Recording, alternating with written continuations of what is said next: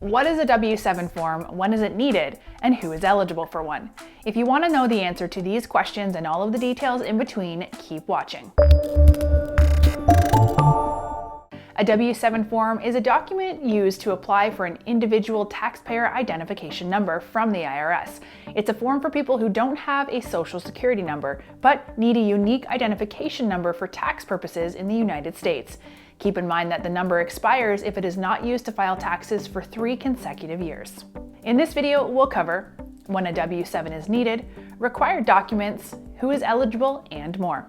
We're eForms, the world's largest online database of fillable legal forms, and we're here to simplify everything business, legal, and tax related.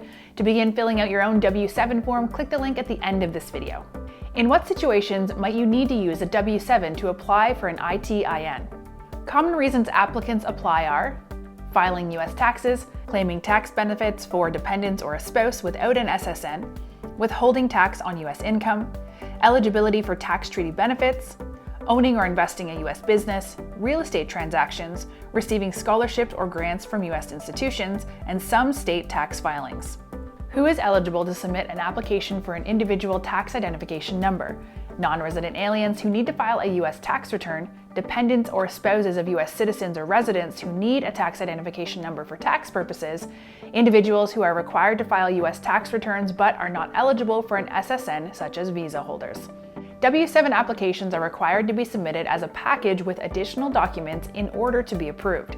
The required documents in that package include the W-7 application, proof of identity and foreign status, most commonly a passport, a full tax return for the IRS to process with the application, dependent documentation. If the W-7 is for a dependent, there will be associating documentation needed. Click the link in the video description to find out the specific documentation and details that go along with this requirement. Now let's go over the actual form itself.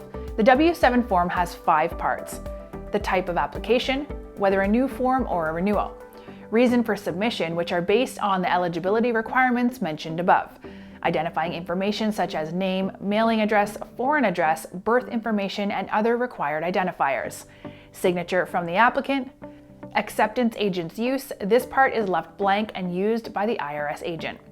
Once you determine if you're eligible, complete the form and gather all of your identification as well as supporting documentation. You're ready to mail in the application now. Processing time is typically 7 weeks, but can be anywhere from 9 to 11 weeks during peak processing times.